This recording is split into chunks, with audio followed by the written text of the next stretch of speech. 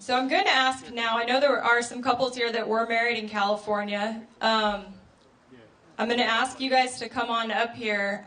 If you come up and stand, and then if you'd like to take a minute to talk and tell us a little bit about your story, we'd love to hear that.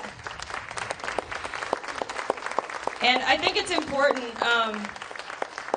for those of us who have had the chance, the privilege to be legally married. Well, it's a right, but it feels like a privilege to share that with others, so that we don't forget why we're fighting this fight.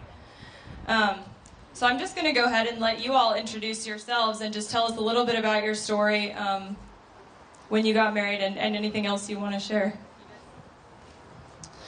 All right. Well, my name is Mark Eggleston, and this is my wonderful husband, Darren. We got married on the first day. We actually couldn't wait, so we got married the first day after the Supreme Court overturned the ban on same-sex marriage in California, which was June 16th, 2008. But I never guessed that on that day that I would be here, not even 1 year later, and that I would be speaking on this same issue again. I'm incredibly disappointed in the position of this California Supreme Court, and I find it really unbelievable that a popular vote can strip the civil rights of a minority away. Since Proposition 8-1 in November, I've had numerous conversations with families and friends about what exactly that means, that you can put an amendment on the ballot and the public gets to vote on the legality of our marriage.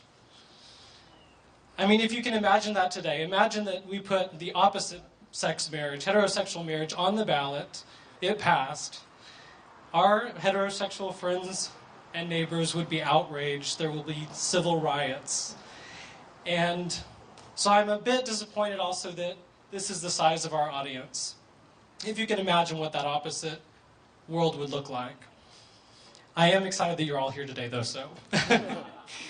But even today, with some discouragement, I have great hope. And there's one thing more that I'm more certain about than I was last year, and that's that I am now certain that marriage equality is imminent.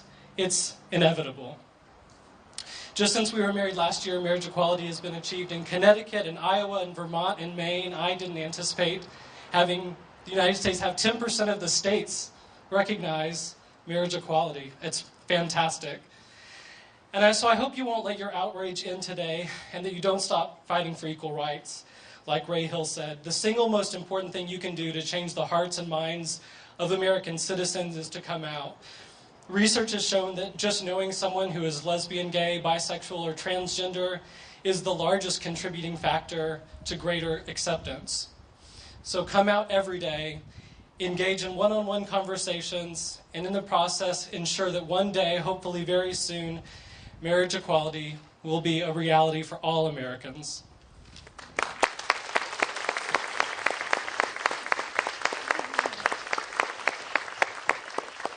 Hello, my name is Sabrina, and this is my wife, Madeline.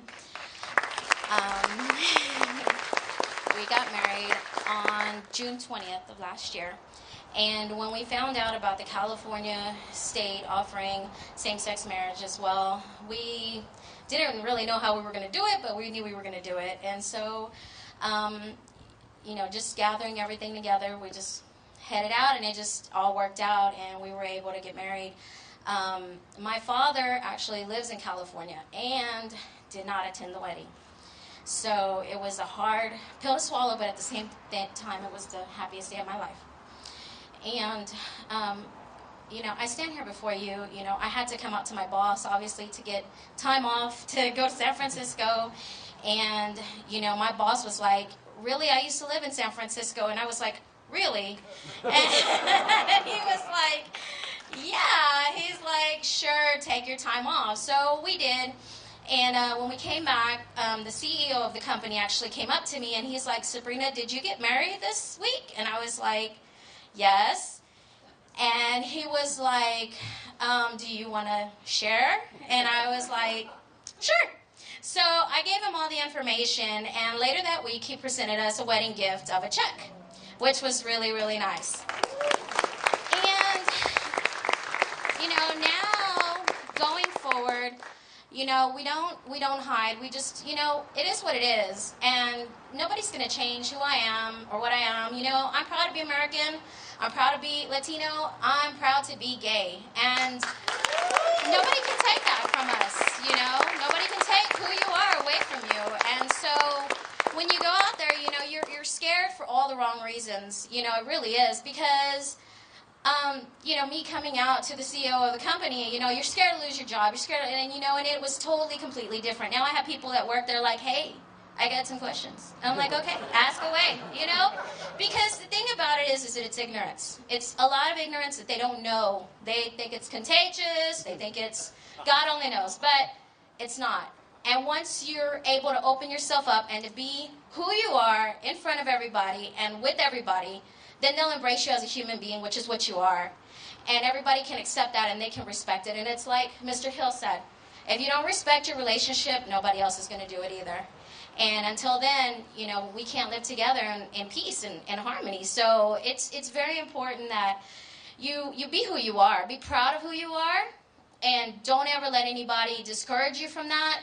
I know that history makes us nervous, but it's a different time, people. And it really is a time for us to support each other and embrace each other and move forward. Okay? Okay. Good afternoon, everyone. How are we doing? Great. Yeah. My name's Elizabeth McLean.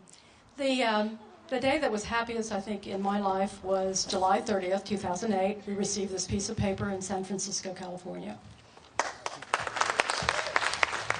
Okay. It was my first marriage, and it was Donna's second, so I guess by Jerry's reasoning, we're in trouble already. We were married, as I said, in San Francisco on July 30th. We are one of the 18,000 couples, but we plan not to return to California until same-sex marriage is legal again for all of us. Some rights are not all rights. In fact, Donna, I haven't made Donna promise this. I will only travel to cities, states, and countries that have same-sex marriage or civil unions on their books. We did get married in Canada in 2005, so we'll be there again, even though it's a little cold. I will boycott companies that oppose us, such as Cinemark. They're a major contributor to the Proposition 8. And I think that you need to look at everyone who contributed to that and figure out how economically you can impact them. I will share and work the Dallas principles with any or every LGBT person who is willing to do so. Let's turn our anger into meaningful action. Remember, as that great lesbian Eleanor Roosevelt said, no one can make you feel inferior without your consent. And that's true, isn't it, honey? Thanks, everybody.